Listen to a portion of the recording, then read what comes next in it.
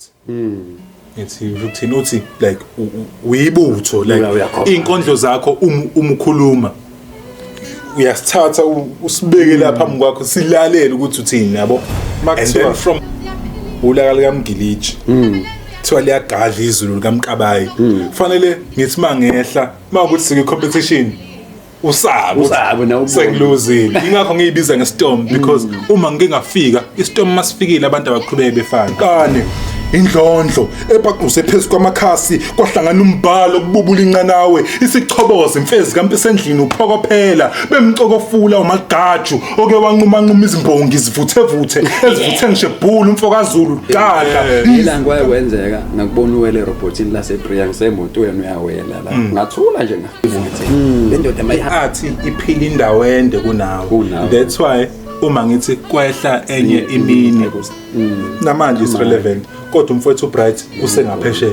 yabo ungangena ugqoka impahla ezibomvu ukhuluma ngokushonela ukhuluma ngobuhlungu but mase ungenele ebucikweni ngenxa ukuthi inspiration umuntu owenza leyo nto akumele nawe usuwenza leyo nto leyo sekumele uthi okay sengiphakathi now who am I continue okwayisho mfethu ethi ofanisa umkami nengelosi umchapha ngenhlamba phazamisa mina ngisindisiwe ngiyakholwa ukuthi uJesu inkosi sanibona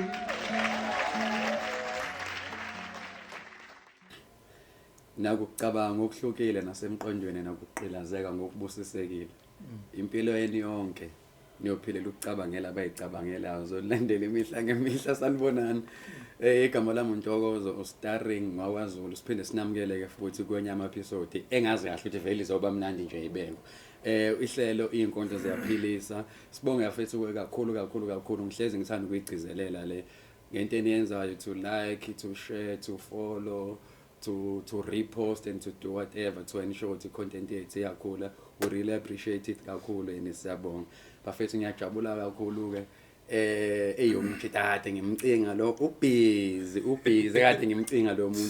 kade ngimcinga lo muntu igama lakhe uBandile owakathabethe uSteve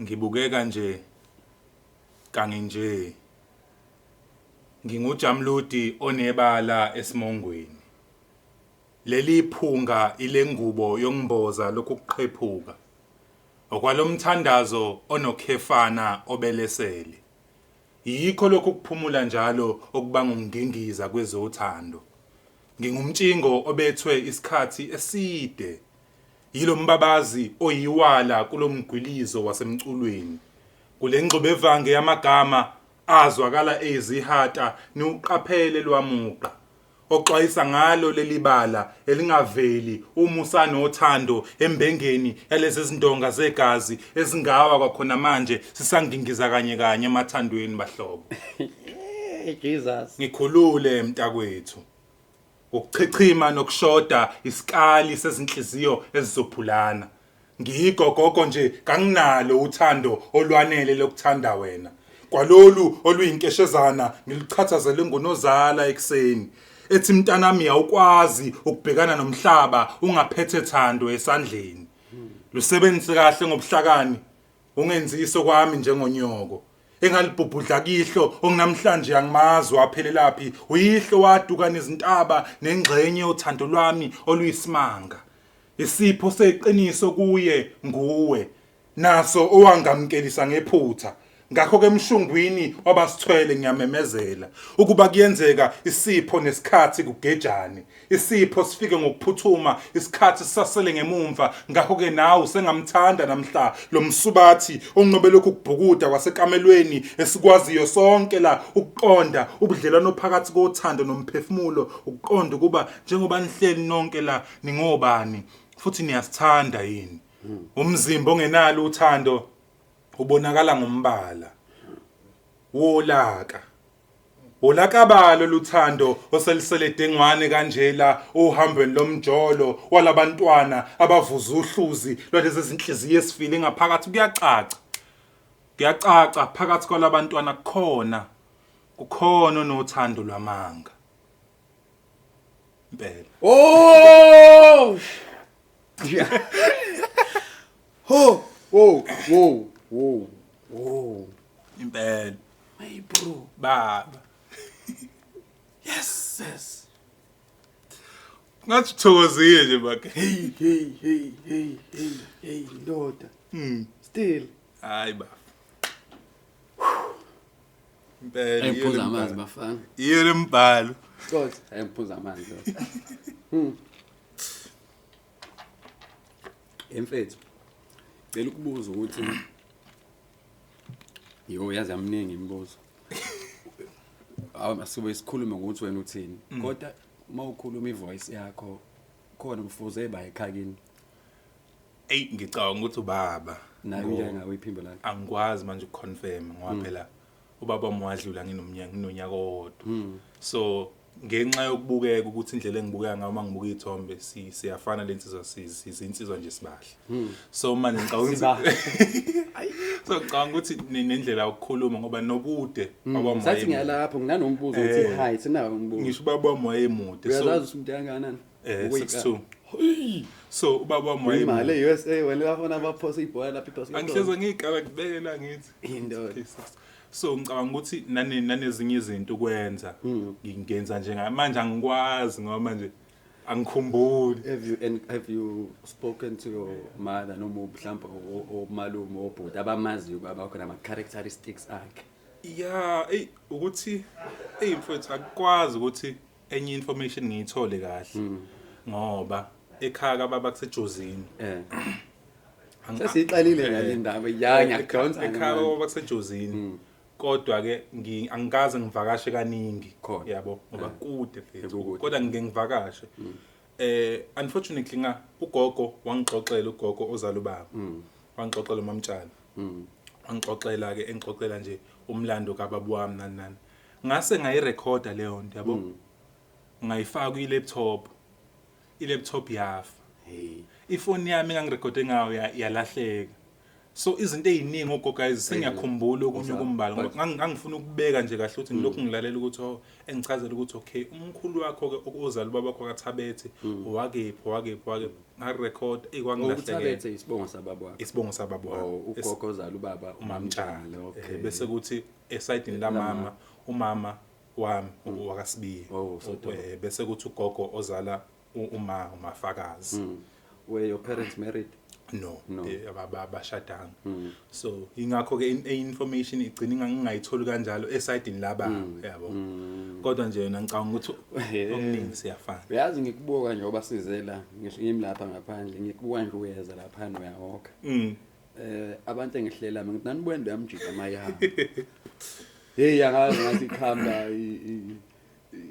ibhubesi eliphethe ihlathu yamazi uSimba ngelanga kwayekwenzeka ngakubona uwele robotini laseBria ngisemotweni uyawela la ngathula nje ngakubuka nje le ndoda mayihamba umhlaba ngisho ukhomanda le ya mfethu ukuthi angikwazi mfethu ukuthi ngenxa yobude bami ngenxa yobude sekumele uma ngihamba ngi-address i-statement esithize uyabo so nanokuthi angikwazi vele mfethu ukuhamba kancane manje uhamba ushesha mfethu kumele ungadlwathuzeli kumele ube ne-rhythm noma uhamba ushesha ngoba ungasho ukuthi kuthiwa wena shuthi mahambe emgwaqeni awushela shuthi awushela mfethu abafazi abasathanda ukushela emgwaqeni esikhathini samanje akuselula ukuthi kumane ulandele umuntu nange confirm yena uyashela kodwa hayi emgwaqeni cha ungangimiskhothi wezulu ukuthi abafazi abasathanda ukushelwa sekunobugebengu so manje abasazi noma uyamskema khona omunye ingakho akusakwazi ukuthi umane usukela umuntu emgwaqeni uyabo isociety esiphila yona ngempela yeah isiyona inezinto eziwumongo ukuphila esizithandayo thina sisiphucile zona ngenxa nje yomhlaba mfethu indlela osiyiwona kakhulu kade sixoxa nje manje offset ukuthi la eThekwini nje mina ngiyena umuntu wathi ungamkhohlisa ukuthi ngikhiphe imali ozongisiza ngokubiza ngengaki inhlaba nozungulokothe abantu bagangile ngisho umuntu ongathi umzali mfethu uyitshela ukuthi hawuma ethi mfana ngidinga usizo nani uthi wena uyasiza kanti usuyasetshenzwa manje akuselula ngisho ukusiza umuntu emhlabeni hey asihlehleke mina ngiba nje umuntu okaDukuza nguzo usufaka ijozini la kaBaba ukuzalwa ngizalelwe eMandeni sahlala ke isikhathi noma eMandeni eqashile eMandeni engicabanga ukuthi uma nobaba even i-encounter yabo yabasemandeni yabasemandeni so ngazalelwa ke eMandeni and then ngamuva ngeza eSteng ngahlangana ngamaphumulo la behlala khona ugogo wami lawo mazalwa khona ngahlangana ngamaphumulo ngihlangana nogogo ke but impilo yami eningi ngiyichithe sengize eSteng sengizohlangana uMamdala mama naye lo mkhulu yami ngimthandayo umusho uMamdala uzondeni igama nesibongo umazi Mamdala uzondeni Ntuli washadela Ntuli kodwa akasibi uhlala phela ngihlala naye nje eSteng eShaka usuke kuyena nje manje ngisuka kuyena umtshele uduze kumina hawu basankonzweni nje ngithe Mamdala sawubona siyabingelela sawubona ukuthi usidedele lundodana ubengayile endaweni ebhedayo yoze la bese inkondlweni ziyaphila so into eyenzakalayo ngase ngihlala noMamdala kakhulu eSteng yabo ngoba uma ubesasebenzele eMandeni so ngathi sengizohlala noMamdala ngifunda ke ecrash ngoba eMandeni ngafunda ugrade 1 ngamuva ngayeStenga ngafunda from grade 2 na ke ngaze ngafika ka-matric eMandeni usasikhumbula isikole ofunda kusona grade 1 imbewenhle noma imbalenhle ngathi imbewenhle mawusumuva ngaya emavivane primary so basa recognize amavivane awu mfethu kade kunephasika emavivane so isonto lesi belibhukhe isikole yabo cabanga nombuzo uthi are you a church goer ngizokubuza singikubuziswa kodwa okay bese ngithi nje angibeke nje iclaim enzima kahle beka ngakuphazamisa mina ngisindisiwe ngiyakholwa ukuthi uJesu uyinkosi yabo lokho nje asiqale nje sikwazi ukuthi still ngoba even kodwa sewusegcise ngiphumisa into hayi khuluma even ukuqala kwami inkondlo ngayiqala audience yami yokuqala kwakuyisona iliphi isona iWord of Grace Bible Church so ibona abantu abangilalela ngitshela ukuthi mfowethu ngiqala ukurecite okumaphambi kwabantu ngirecite I was reading exercise intayibhalo wena ayibhalo imini was it a task ovela wasuka ubishop wami ubishop Jiani nayibona nendaba lezi mnandi ubishop wami ubishop Jiani kwakuzoba nenkonzo ye-youth eMandeni ngoba mina ngikhonzela eSteng eShakaville but ama branch ahlukahlukene so kuzoba nenkonzo ye-youth eMandeni and then bese thi i-youth efisa nje ukwenza something yabo ingenza okuthize and then mina inkondlo ngase ngicayela ukuyibhala ngoba secretly so ngoba inkondlo ngayiqala in fact ukubhala nje ngaqala vele ngisase primary ngabhala i-love letter entsweku uyibhala ngesingisi ngesizulu ngibhala ngesizulu ngibhalela bani omunye umuntu futhi semhlabeni lo muntu usakhona izulu ngeke cha usakhona uyaphila na usaphila kodwa la ngisamaso ahlalayo yafika kuyena wathi ncane yafika mfethu how long was the letter yayipage futhi wavuleleka yayimnandi awaphethe ungifle kancane wawuthini ngathi yayimnandi futhi ngeke ngisakwazi ukukhumbula ama details out but ngiyakhumbula ukuthi indlela ayimnandi ngayo uma ngifunda ugrade 6 ayiwasovuthi uJohn grade 6 ubhala kodwa siya kule yesonto njalo ndiba se I love letter and then even nase ngilungisela ngayibhala i-love letter ngayinika intombi nayo yayithanda ke kwenzeka okwenzeka okay shothi amandla ombhala asebenza so ukubhala kade ngaqala ukuthanda kahle ngoba nasesikoleni eMavivane ngayengabhala i-speech kuyi-task nje English ngabhala i-speech about teenage pregnancy sabantsu impini such a way wathi uMgumede angihambe ngosifunda phambi kweingane esikoleni emthandazo sasu number 1 eclass uma grade sasu number 1 sasimnanza sikhuluma i-teenage pregnancy yabo uyakhuphuka nasesingesini so uMgumede wathi kahle kahle into ikhombisa ukuthi ukubhala kade ngaqala ukuthi phela bengingazi ukuthi lento izogcina isithi ngiyimbongi yabo asimana ngifuna sihambe kahle indaba yethu wafika mawusuqede eMavivane wayapi ngaya etshela inkosi etshela high school le utshela inkosi grade 8 to grade 12 grade 12 uqedeni matric 2018 mawusuyitshela inkosi ke osukhuphuka ngempela ngeenkondlo nakhona cha ngoba angithi lesenzo lesokuthi ngirecite esontweni wokuqala sitriggerisheke sengise high school ngoba grade bahlamba grade 8 9 10 ngoba nakusatriggerishe ukuthi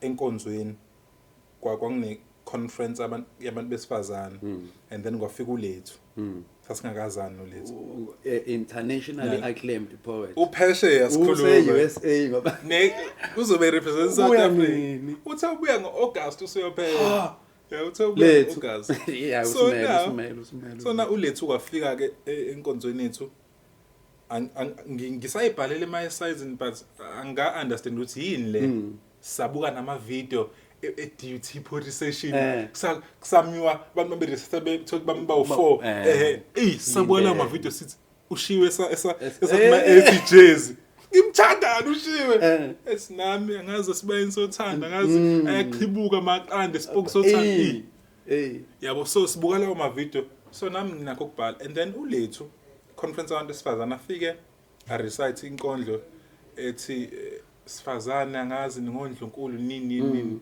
and then hey bo I think I know that poem. Yes. I know that. Ethi angazi enkanyezini bakwaye emanzini so hey bo mayenza lento lomuntu phambili mfethu uyeza ukuthi khona into ekhona la lento ayenzayo khona into engiyizwa khona i-bluetooth device ngathi iyasana yabo but ngicasuke ngibe inspired ngokucasuka ukuthi sangaze kufika umuntu mfethu wangaphandle ngoba ulethu phela usontela uthela ayisinayo umuntu wangaphandle hayi ngicasuka bese kuthi ke uBishop mase yi-conference ye-youth ke leyadi ngikhuluma esethi abantu abafisa ukwenza something ngithi mina okay ngizokwenza something ngizobhala inkondlo from Genesis to Jesus Christ in the cross so I'll write about significant events yabo ezenzeka in such a way that the poem was 9 pages long but ngenxa ukuthi phela uma usafika ukwazi ukuhluza uphinde because uma ubhala umbhali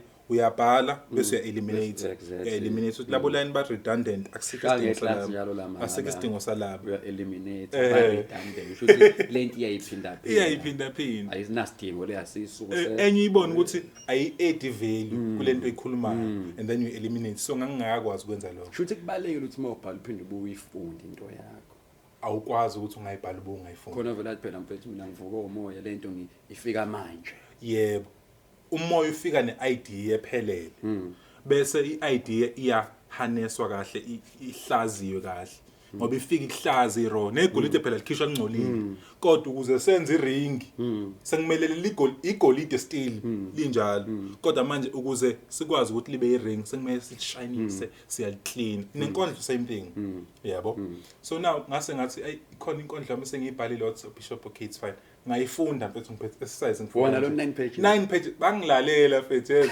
bangilalela kwagcina sekuba umkhubo ukuthi makuzoba ne-conference ngizoba nenkondlo engizoyishaya makuzoba ne-conference ngizoba nenkondlo engizoyishaya ay kwakhule before you uqhubeke manje bengifisa ukuya kuleli point noma mhlawumbe uzolukhava ukuthi ade ukhuluma manje nge-redundancy ukhanisa umbhalo from that 9 pages when did you realize that I need to tone this thing down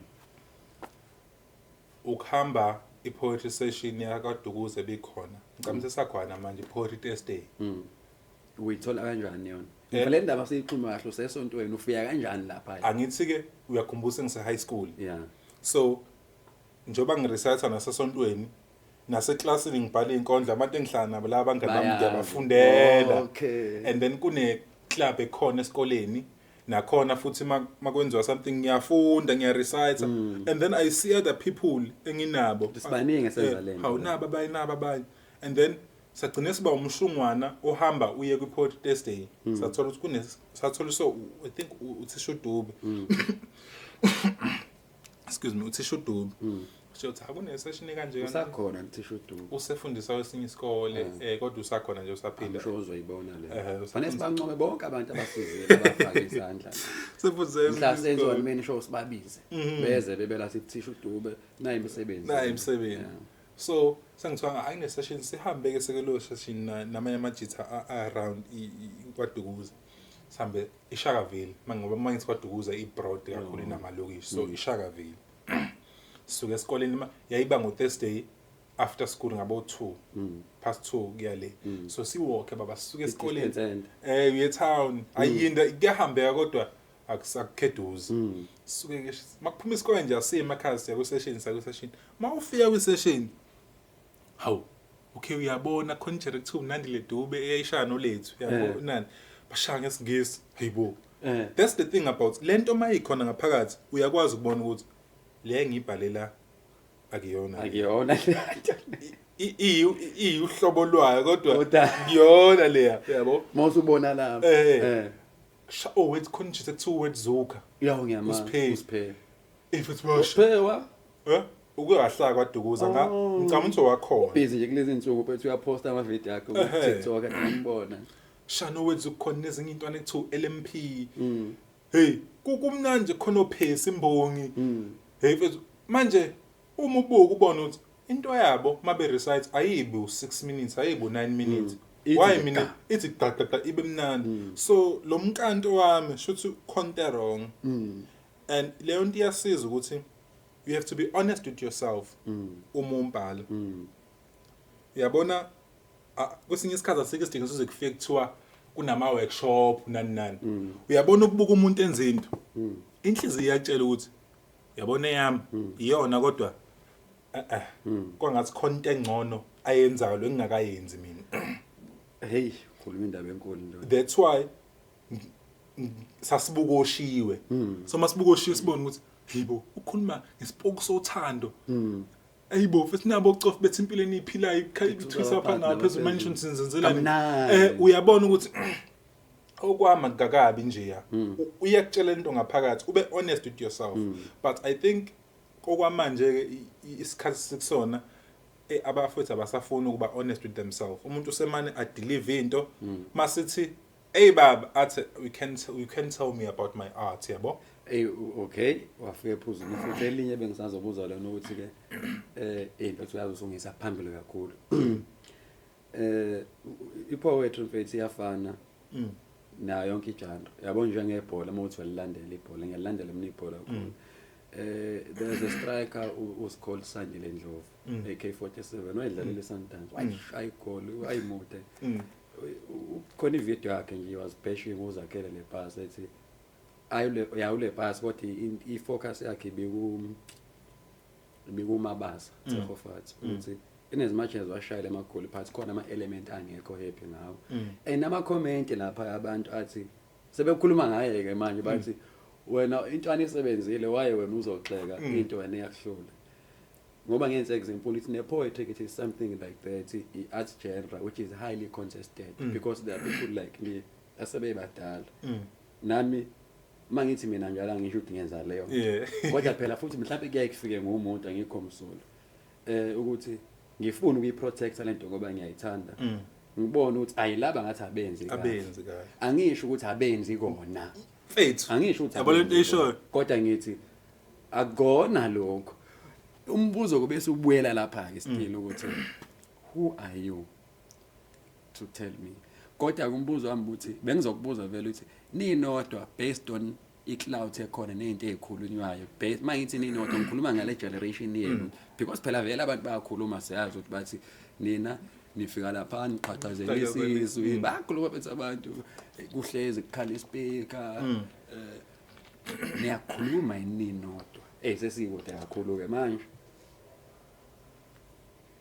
ugcina mfethu umuntu nomuntu ekhuluma noseduze naye uyabo for example ulethu yawazi untshela ukuthi hayi lo line wagayi hayi ngikuthathe futhi ngithi userious ngoba uma futhi kuhamba kahle uyangitshela ukuthi hey uthini lana uthi umkwakwazo kwenze njani because ula eduze kwami kunzima mfethu ukutshela abantu abangekho eduze ngoba abantu sebe defensive kakhulu that's the thing and also people are not honest with themselves ukuthi mina njengonhlakanipho lento abayisho kumina iqiniso noma iyamanga bese ungafuni ukuvikela into eyibhalile ngaphezulu kwegenre ipoetry because into eyibhalile iunder igenre so uma usuyibhalile ihlola ukuthi eqinisweni lokubhala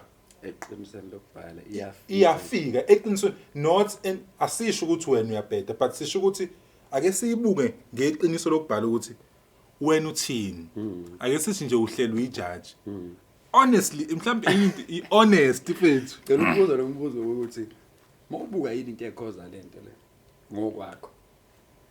I think Khona abantu abane-persistence abaqhubeka bathi ngeke into ephusha labantu noma asetshela umuntu ukuthi hayibo futhi noma ikhulunywa abanye bengayitshelwa direct omunye mhlawumbe uyazi mhlawumbe uyingxenye lento ekukhulunywayo ukungafuni ukushintsha uyabo mina mfethu angifuni uqamanga ekubhaleni kwami sengishintshe kaningi mina ngicanga bhanga ngesingisi ngibhale inkondlo zesonto Jesus yabonga ukubhanga ukukholwa ongipho number for 5 lines can you still remember anything okay kodwa ngikubamba nje ukuthi Jesus nathi nakho into ezowenza abantu ngizofuna ukuthi mayiqeda bangibekele izandla nje screenini babeke izandla sikhuleke nabo basindiswe abantu still ayifethu ngiyeza kusayikhumbula futhi inkoza kulungile qhubeka sengikhumbula ukuthi yayikhuluma ngani kodwa the words in order angisawakhumbuli kahle so now mina ngacanga ngibhange ngeBhayibheli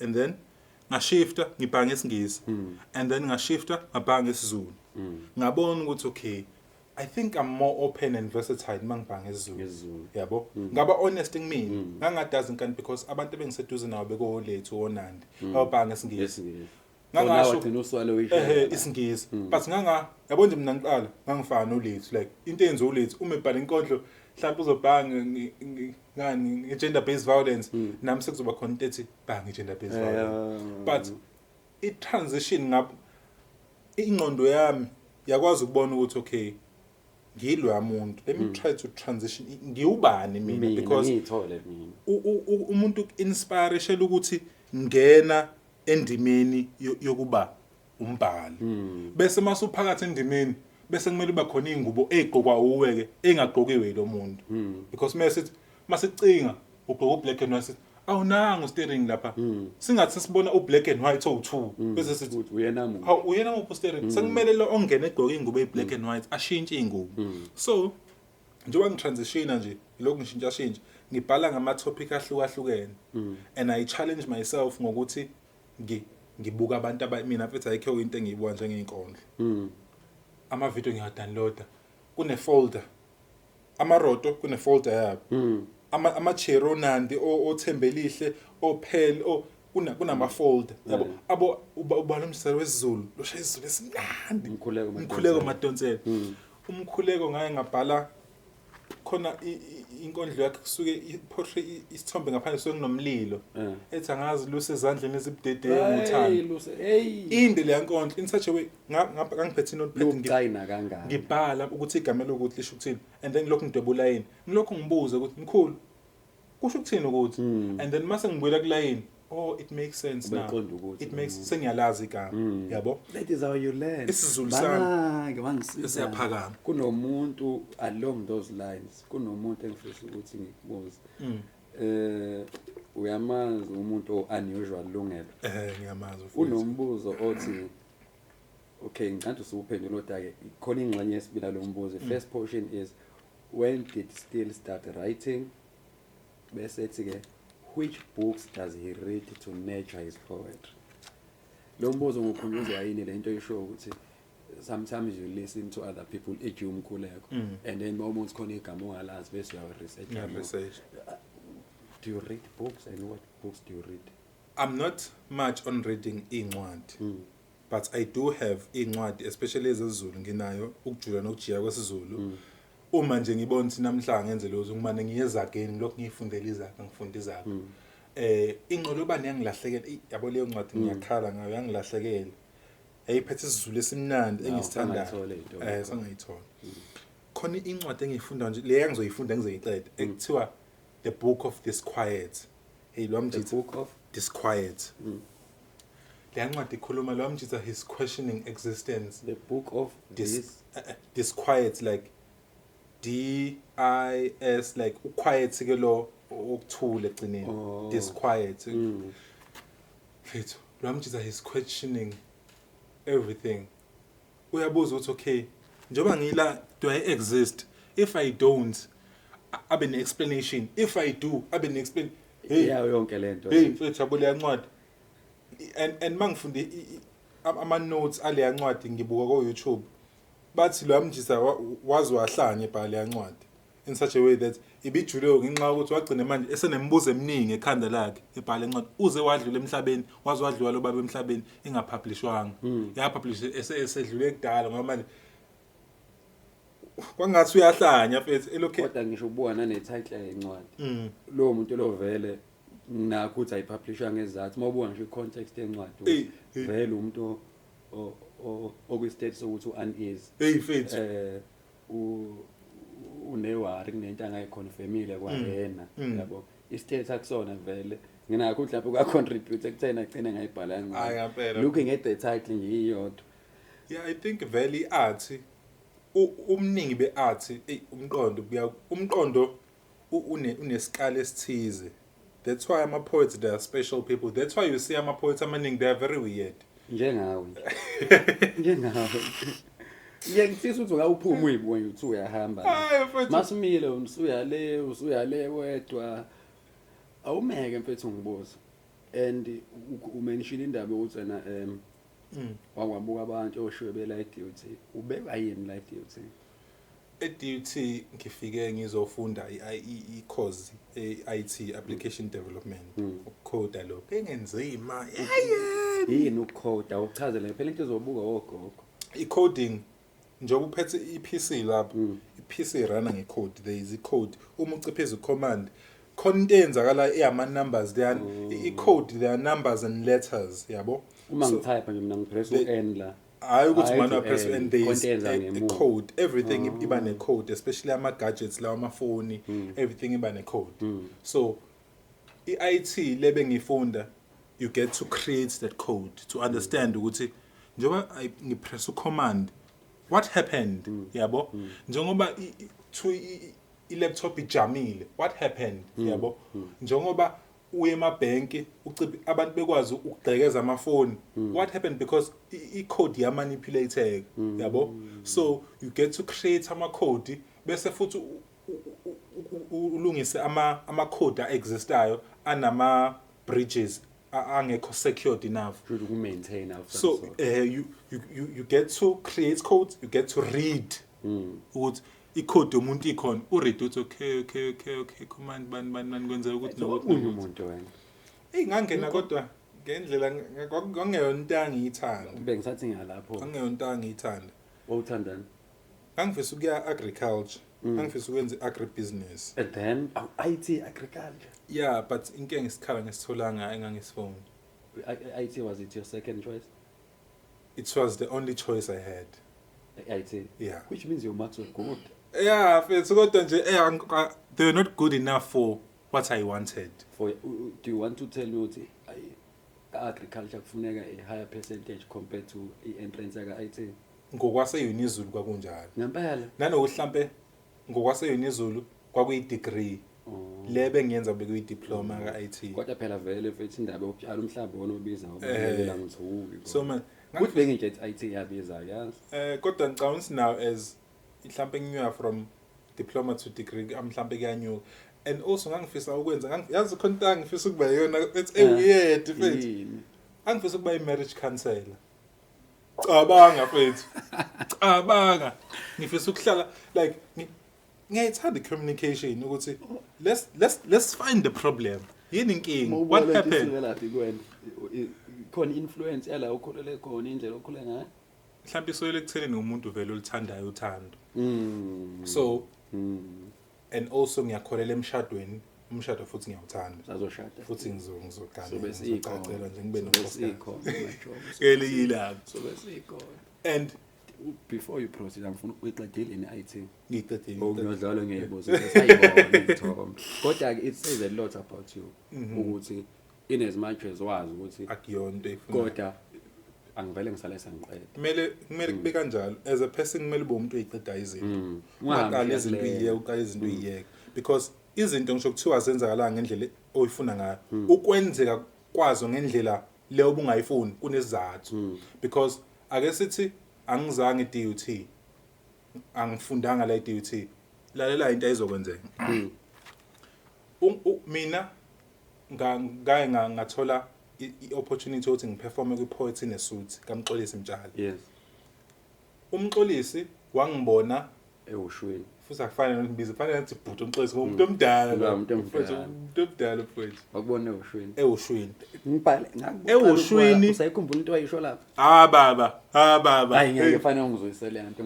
Ngaqala ukubuka lapho ngakufollow ngaku-inbox so ngathi into. ewushwini ngifikiswa khona ukuthi ngiseThekwini vele so njengoba ngithola ukuthi kunama audition So register like this. sengiregister ngihlala eDisney khona i-res ekuthiwa iDisney Bengifuna nokubuza ukuthi kunjani ukuhlala e-rest kodwa awuma ngingakuqini. so njengoba ngihlala eRes angithi ngine Wi-Fi yonke into imnandi ngiseThekwini makuthiwa i-competition iseThekwini hawu okay igephi nendawo and then ngase ngaya kuleyo competition yabo uma ngiye kuleyo competition ngingawiniki Wafanele ngibe yi-judge lapha ngaphazamiseka. ngingawini ngenxa yobudedengu bami khona into engayenza Lapha kwi-competition. yeah I compromised myself because mina I'm strong ngesizulu but lapha ngase ngithi yazi not let me do English Oh. kanti Yini sengizoshela adathi ufuna ukwenza isingisi? ubudedengu nje mfethu ingakho it's very important Why ukuthi decide noma konke yenzeka la? ngayidecide ukuthi okay bese ngishayile ngizongashaya ngezulu Sangidlile vele. ngase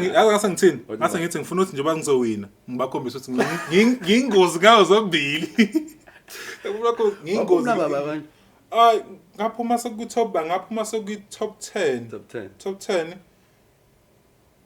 angisazi kokunamba bani ngoba sasiphuma sesesimi-top 10 lagcina Ayiwakadla mfanami lapha nayi. so Akadla la. umxolisi nje bese ngibona ewushwini and ingakho ngithi yonke into eyenzalayo nesizathu angiwinanga ewushwini but mhlawumbe ngisho kabi imina ngedwa owangena hayi futhi mina ngedwa noLuyanda M esangena kwi-Poetry Nesuthi because from that ungawini lokho kwenziwa yini ukuthi ngiseThekwini baseThekwini kwenza ukuthi ngifunde eTUT so as much as ngingatholanga lokho angikufuna Kodwa ku-place. njengoba sengingena kwi-Poetry Nesuthi ngathola i-opportunity yokuphefuma Poetry Nesuthi i-profile iyanyuka njalo lapho njengoba ngila eThekwini ngathola i-opportunity ukuthi ngiphefuma Poetry Africa i-profile iyanyuka njalo mfana mogibela ibhanoyi wayekho. first time ngigibela ibhanoyi ngitshezwa yizo lezi inkolo Thina mamkhulu. hawu mfethu Ethi hayi usumthethe ngiya. hawu mfethu ukujabula nje kwabazali noma ngibatshela uma usenzela kamaphumulo so usenzela amaphumulo Nalezi inkolo gibela ibhanoyi. ngibela ibhanoyi uyangizwa yonke lento yenza ukuthi nje ngiphi njalo ngiseThekwini Poetry on the Lawn Kambala ngathola opportunity ngenxa ukuthi ngiphi ngiseThekwini yabo so as much as ukufunda i-IT kwangivala ngingasikwangivala kodwa kungayontanga ngifuna kodwa i-presence yami eThekwini ingisizile ngokweinkondlo lezi inkondlo sesihlangene ngazo njengamanje Nganami. Hayi bafethu ziyaphilisa. Westin kunjani uhlala eRes? Leyo nto ngikubuza nje as umjita, ngikubuza as umfundi, ngikubuza as a person osindisiwe. I think Futhi ngibuzela nje nengane yamaphumulo yaseJordan yaseStene. I think mfethu mhlawumbe into ebaluleke kakhulu kumuntu kuyena nje eyedwa ama principles nendlela ofundiswe yona ekhaya because lithi iBhayibheli khulisa umntwana ngendlela okuyiyo ukuthi mase ekhulile angayiyeke le ndlela le omfundise yona so ekhaya ngifundisiwe nje ukuyiphatha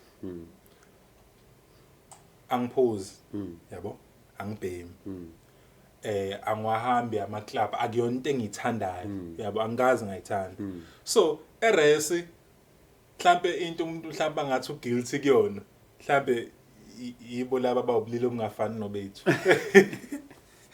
sengeke longalalele so yikho mhlambe lokho kubuka mfethu uthi kodwa okuningi angifuni ukama bethi mayephuma abantu ukuthi ngena imali baphuma sekohlanga ngaphandle kuyakhe ayikho desire akuyona into as much as kungekho wrong kubo kodwa kimi mayengekho desire asikho isidingo sokuthi ngiyenze so eRes into ebifrustrate kakhulu ke ilento yokufunda ukuthi ubone ukuthi hayibo mfethu ngizofeyila and bese lento lokuphinda phinda eyodwa hey ngizofeyila hey and in such a way that code module engayifeyili eApp Dev ngiyazi kahle application development so ngayifeyili ibuyela kulento ade ngichaza ukuthi mfethu izinto zenzeka ngesizathu noma bekuthiwa zibukeka zibhlungu kanjani, Zibuhlungu I'm kanjani. telling you kunesizathu ongeke usi-understand. Everything happens for a reason. Mina bengimele ngabe ngiqede ngo-2017. Idiploma. Hayi man, not 2017, 2022. Umatric lokho kwali. 2022. Ngagcina ngiqeda ngo-2020 ba 3. 3. Yeah. Into enzakalayo. iPort Africa noma ususpendile eze ngithola i-email ukuthi sicela uzophuma Port Africa. Ngiyithola ngo-2023. Okusho ukuthi ubebone i-content yami yango-2023. Wathi okay, this one is good, can be involved. Lo 2023 ngabe fona wena. Ekufanele ngaba ngisekho, uyabo? So angithi mina bengisaba ukuthi akusangifail e-development yazi mfethu ave ngisahluleki. Kanti no, uNkulunkulu is preparing something else ozoyidinga now isi-uplifter ini i-profile yakho. Ngalokho akufaila sekuba khona ukukhuphuka, uyabo? So ingakho i-suicide is not the way.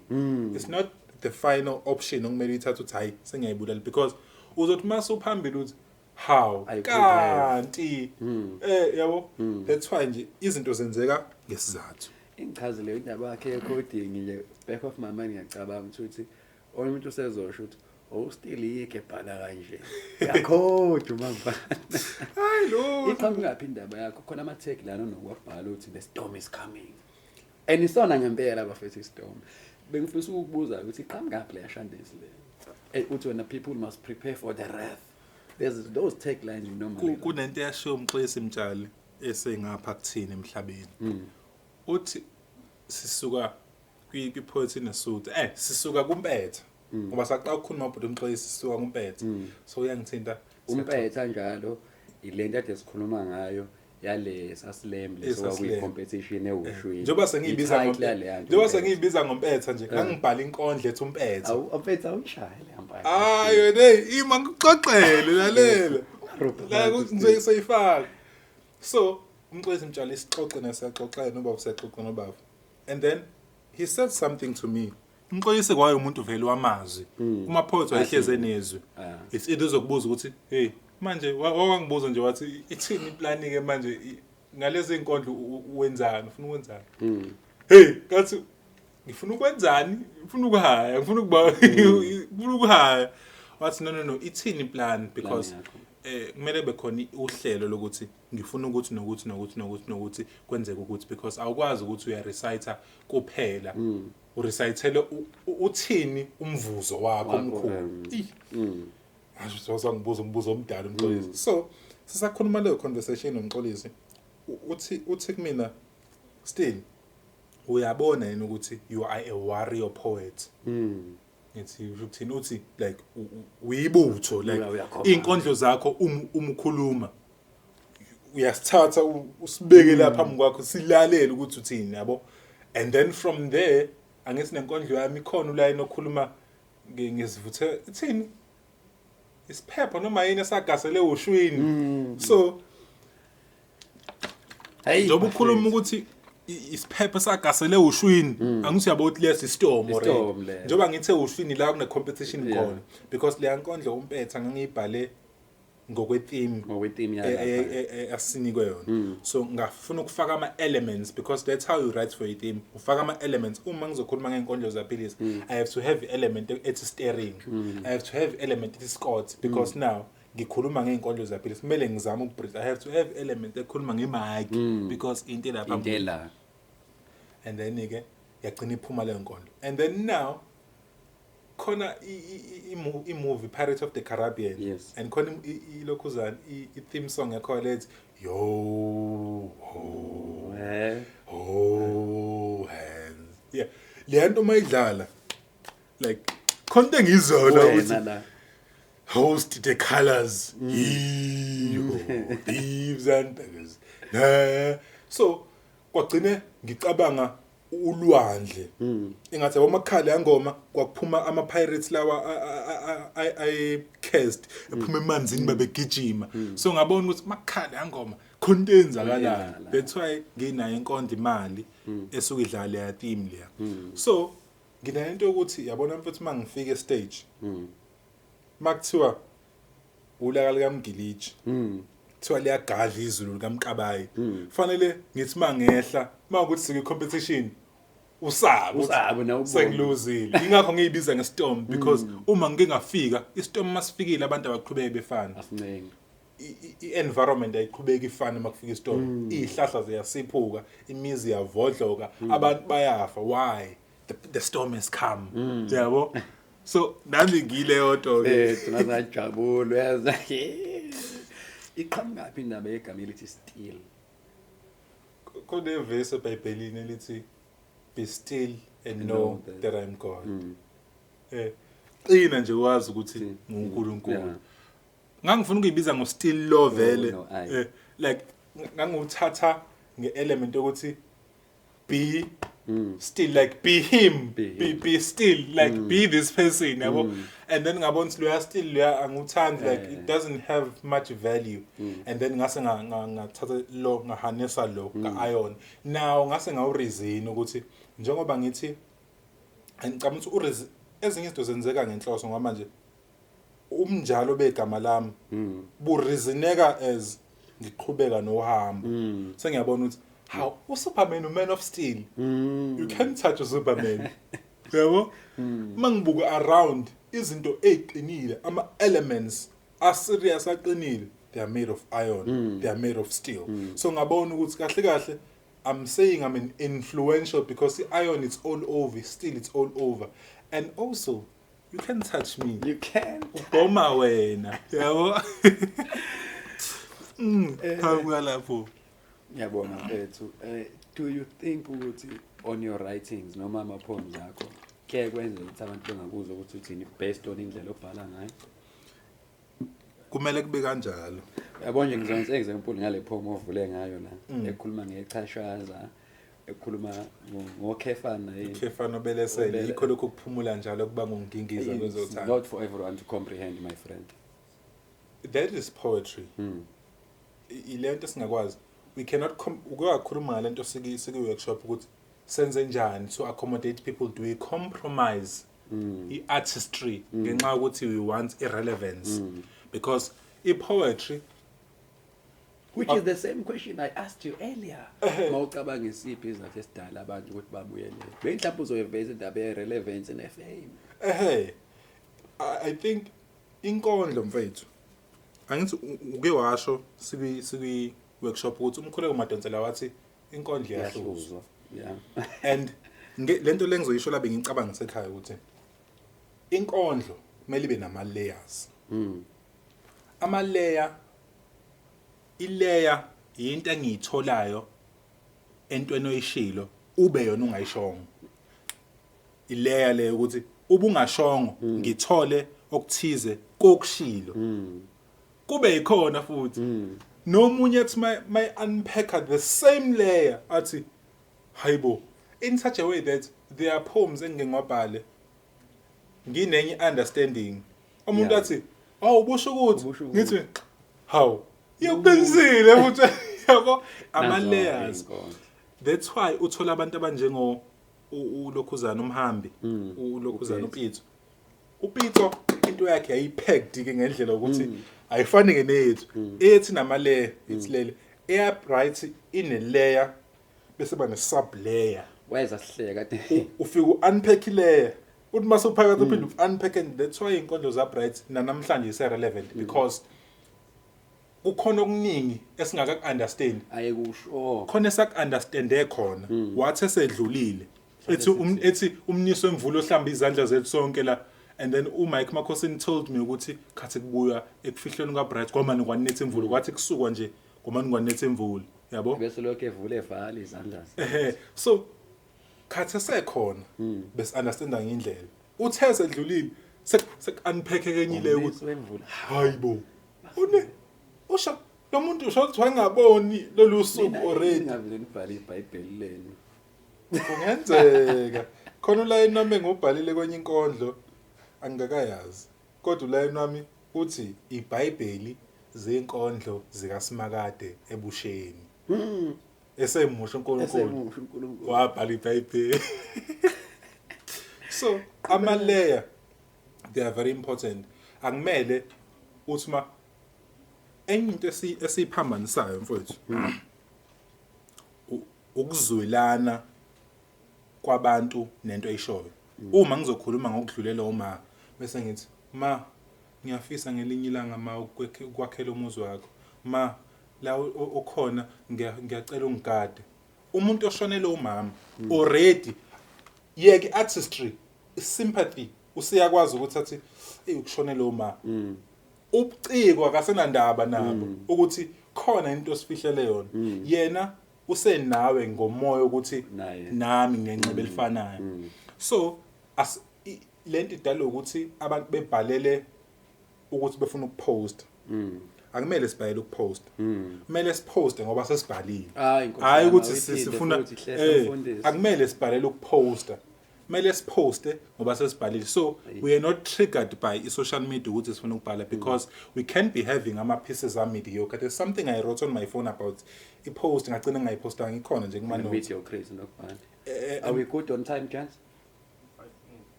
ish kodwa imayelana lokho ukuthi we can't be having ama pieces which are mediocre because the problem is art it will outlive you art iphila indawo ende kunawe that's why uma ngithi kwehla enye imini namanje is relevant kodwa umfowethu Bright usengaphesheya yabo now iart yakhe isaqhubeka isananela and into eyenzakalayo uma uqhubeka ubhala mediocre pieces lokhu publish uzozidlulile icloud yakho ushone nje phansi kuphela ukuthi kwakho because yonke into ishilo into vele nami engaphindi ishiyo nanomunye aphinda isho nanomunye so kuyonke into oyibhalayo kumele ufake ileya kuleyo layer leyo kube khona ama elements owafakayo umuntu ezohleze ethi hey wayicabangena ustile ezethi iBhayibheli izinkondlo zosimakade wona still umdala wena ngimncane mfethu umdala still ucabanga wakho akufanje no ntanga yena ukuba honest buka abanye abantu listen to other people kulokho abakushoyo be honest with yourself ukuthi bengingayazi lento and lento ayishoyo ingcono kunalebe ngicabanga let me take this mase ngiyithathile how do I find myself ukuthi ngubani that's why ngikhulume ngokugqoka impahla ukuthi umuntu make inspiration ukuthi ungene ebucikweni mase ungenile ebucikweni bese uthatha impahla ezithize ezogqokwa usteering yabo ungangena ugqoka impahla ezibomvu ukhuluma ngokushonela ukhuluma ngobuhlungu but mase ungenile ebucikweni ngenxa ukuthi inspiration umuntu owenza leyo nto akumele nawe usuwenza leyo nto leyo sekumele uthi okay sengiphakathi now who am I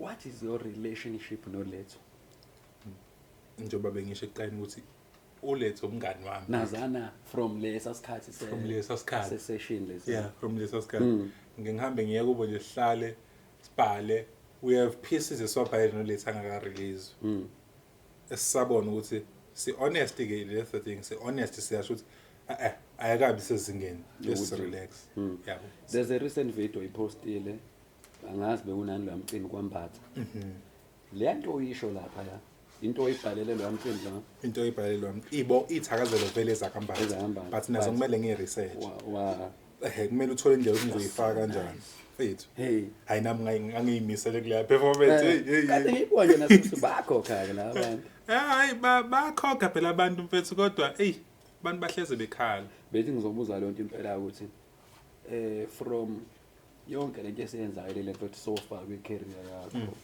and in all honesty yonke siyabona ukuthi hayi uyaphakama nkabi yami ithini la lento mfethu njengoba ngisho ukuthi lento yeart iyinkingana ngoba ubuciko bakho buba bukhulu wena ubemncane that's why kukhona abantu abazi ukuthi inkondlo ziyaphilisa sikhalazi but abazi lento ya steering bazi inkondlo ziyaphilisa sikhalazi but mase bethi bengama nawe kulayini bengazi ukuthi nangu lo mnikazi walento le so ekuchargeni ngifuna uqamanga angaka kambi eqolo ngenxa ukuthi ngiyabona ukuthi as much as inkondlo and into eyenzakalayo angirate izinga lenkondlo zami ngithi okay inkondlo yami ngiyazi ukuthi it is worth much more but angakafiki kulwa I have to catch up to inkondlo yami ubukhulu uphezulu bayo so now ngiyacharge nje maybe abonje I think the highest I've charged was 5,500, the highest I've charged. And then the highest I've received, ngingayichargeanga mina phela kwezinye chance kuphuma nje kubhaliwe, was 7,500. Yeah, the highest I've received from perform.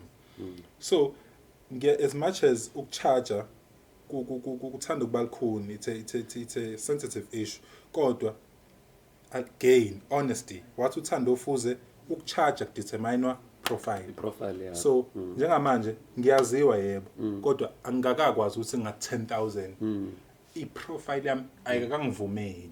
Be honest with yourself, yabo. Uyazi umuntu mayithi mfethu, umuntu mayezwe wena uthona ucharge 10,000 nami ngivuke kusasa ngithi nangu 10,000 useyabuka ukuthi hayi ngeke. So ngiyabuka ukuthi okay mfethu, athi umuntu mfethu nginomcimbi la eThekwini mfethu, uthini ngithi 2,000, athi okay ngizi, athi umuntu khona abanye ngibathandayo uthola ukuthi umuntu uzothi mfethu anginayo imali, athi but I'll pay you 1,500 for ukuthi travel, accommodation zokubukhela, just ukuthi nje mfethu ufike. I respect that, because honest. And futhi uyabona ukuthi he's making means, yabo, ngoba ave ngingakuthandi ukumane ngifike mahala, yabo. Ngithanda ukuthi akufuneki vele nami ngifune ningavumi futhi ukuthi uthola umuntu okusala kuyise empangeni mfethu, hayi ngeke uyoperform into ende, yabo. So ukucharge nakho into edinga, iyona into edinga iworkshop ke leyo ukuthi be honest with yourself. Ungabuka ama views nama likes nani bese uthi hayi ngeke mina sengihigh kakhulu. That's why yombali uhlezi bebona ama bezokhipha njobe khipha umncele, ukhipha ama visuals, because umncele uzokhuphuka as a sound, singamboni umbali. Kanti mase nginama visuals, oh nangu umnikazi walento, she's catching up to i-art yakhe, because in-art yakhe i-high. Now yena umuntu, so mdlule etown singamboni, attach ubuso kulento ukuze uthi ma ucharge sithi oh hola ntombazana hayi nikeni 25 nikeni umdingeni.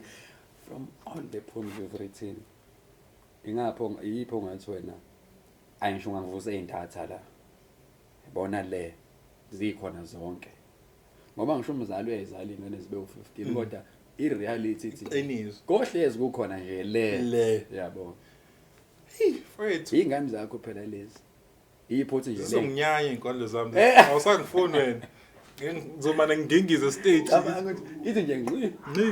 I think mfethu, I think ngenxa influence ayifethu umpetha omnandi, umpetha omnandi mfethu. Hayi mfethu ngezwe ngivulwa uhlabhana, ayipetha omnandi ubani lo umvayikhuluma, ayipetha omnandi khona intwana efika ikhuluma ibhavula ngathi uNkulunkulu, ayimpetha omnandi futhi ayisesingabone sisho nje, hayi ngeke mfethu ngizocela ukuthi ungivandelise ngawo mfethu. How was the experience of traveling to Johannesburg, into ePort Africa? It was surreal, fun, like especially masungena ngama accommodation mfethu, yabona iPort Africa will always be grateful. Port Africa hayibo mfethu, and I'm like hayibo kwenzakalani la, awukholwa kana ukuthi kwenzakalani la, kodwa nje it was surreal, like kwangathi nje hawu mfethu uzobhabhama mfethu iphupho leli, meeting people, kumele ukhuluma isingisi eGoli, abantu bama language ahlukahlukene, khuluma isingisi isikhathi eseni xena kaSizulu kodwa nje it was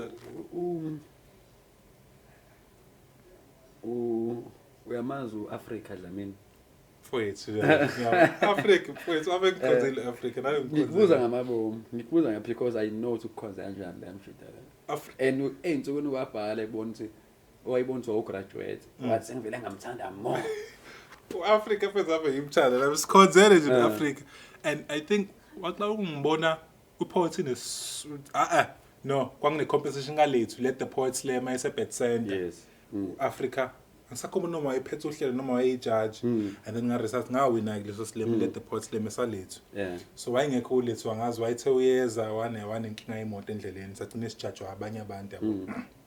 And then from there ngawina, and then sasazwana Africa like energy Africa, it was honest, like I felt khona abantu bonke honest ngabona ukuthi lo muntu uyayithanda into engenze ngempela, hayibo. And then sahlangana kuPoetry neSuthi, phezulu Africa nje ongikhonze siyazwana phela umqama.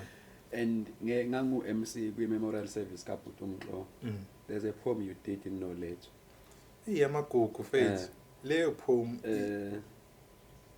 sonke sazalwa, there's something you said it, sonke sazalwa sifumbethe umgqibelo wethu uyisahluko oyisahluko sokuvalelisa ingithathe yangishaya yashandisa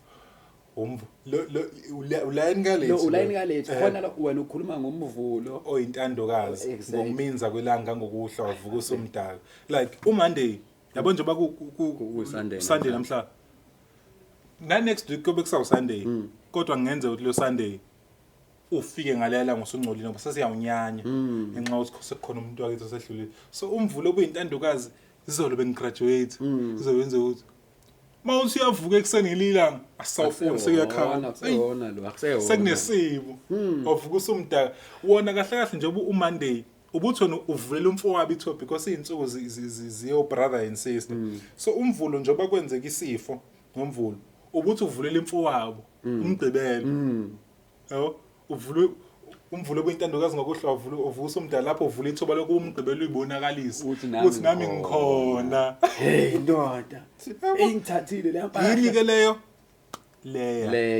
you have to leya unpack why and nokulalela ke kwethu kubalekile because le nto ngeke ithi mina ibe ngiyalalela le nto ngeke izona ngoba le nto show lethu isuke la lutho ukhuluma ngoMonday ngathi faith lab and i-energy yenu ngalela langa nesimo sasikusona ngalesa sikhathi engathinteka lapha nabafethu kodwa kakhulu ngabuka i-chemistry between the two of you i-deliver ngathi labafethu and le nto uyabona ukuthi i-rehearsiwe there's a point where ulethe my researcher noma uthulo kodwa ngiyakubona ukuthi usho kanye naye le nto ayisho so uma rehearse ngifuna ukubuza ukuthi kuke kufike point ukuthi wena ufuna ugcina manje ngisho amaphathi akhe agcini kuba kanjalo kufanele kube qala kanjalo ukuze phela uma kwenze ukhohle mina naze ngibe yiteam kumele kube kanjalo mfethu kumele uyazi yonke yonke kumele and futhi gcine kuzenzekela ukuthi uyazi ngoba ni rehearse isikhathi eside vele so ugcina usuwazi line wakho ukuthi ilotho umvulo thambu okay gcina usuwazi kuyazenzeka there's one poem of yours I also like calculate amagameni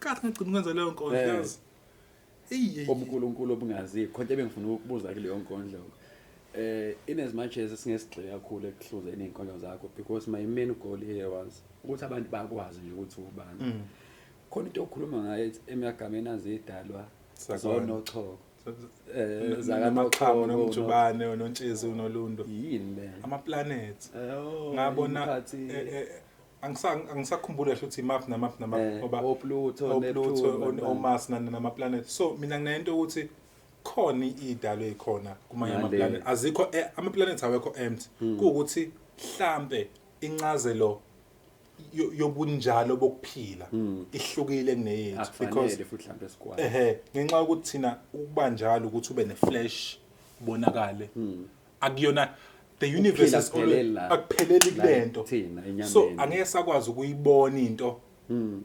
engahambisani nereality esisuka kuyo so that's why nginento ukuthi ama planets akwazi ukuba vacant ukuthi nje we cannot comprehend life that's why I was speaking to a friend of mine ethi kuyasabisa ukuthi ama option mabili it's either there is heaven and hell or there is oblivion ukuthi siyaphela ngathi mina no akwazi thina ama option esinawo u2 ukuthi it's either kuyaphela noma usho uNkulunkulu nama option awu2 ukuthi it's either yakwazi there are infinite possibilities ukuthi ngenzeka izinto eziningi esingayiqondi that's why kube at reincarnation because akwazi ukuthi it's either oblivion or heaven and hell yabo bese kuphela kanje ziningi izinto esingayi-understand ubani uSigore Simehlabo inkanyamba yaseNdlunkulu esho ngamakhanda esikhombisa imali ngangishaya ithakazelo zemali kodwa imali uSigore Simehlabo inkanyamba yaseNdlunkulu esho ngamakhanda esikhombisa enyaka sangishiya iParliament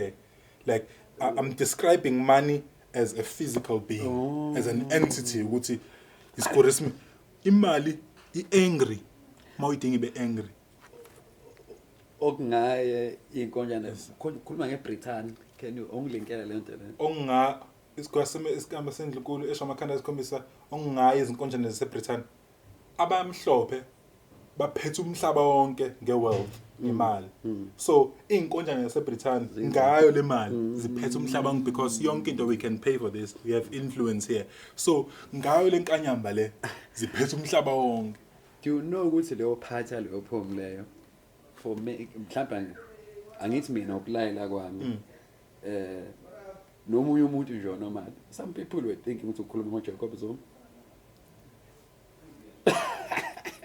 exactly into ade ngisho ukuthi khona ukuthiza ukuthola bese ngithi ha uqinisile yazona yazi ngempela because sengisenginenye lo thriller nje lo mina nje I was so sure ukuthi le ndoda ikhuluma ngoZuma ikhuluma ngeenkonyane iBritania and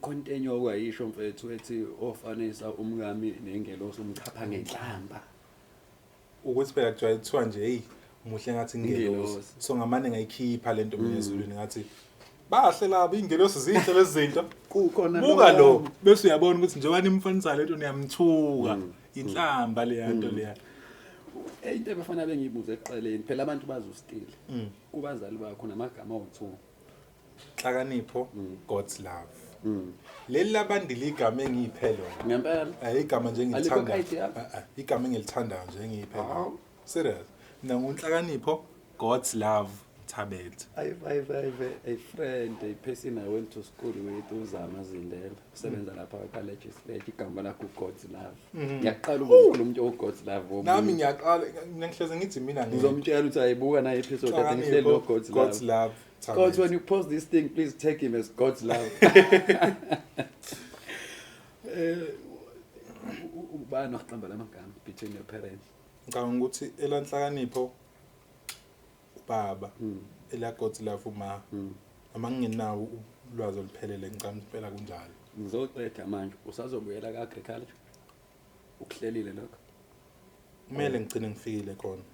That's why indlela ngisayibona ukuthi ngizofika kanjani kodwa iphupho likhona and iphupho mali khona zonke ezinye izinto engizenzayo zizogcina zilakha because ukukholwa uqinisa ngento ethenjwa kuyiqiniso ngento engabonayo into mawuyibona angingasho ukuthi uNkulunkulu mhlawumbe ngoba mhlawumbe abantu bazothi hayi the universe is bound to create lento eyibonayo uma uyikholwa ngalendlela ukuthi uyiconvince ukuthi lona qiniso the universe has to create that thing because uNkulunkulu he created us ngomfanekiso wakhe and then akathi create izinto wamane washo so we have that ability to command things to existence ukuthi into ngithi ngiyilanda ngithi wena unje ize ubunjalo ba uguquke bube yileyo so njoba iphupho lisekhona ikhona indlela where there's a will there's a way where to from here what's next for Skill in terms of his art ngiyazi ukuthi uqa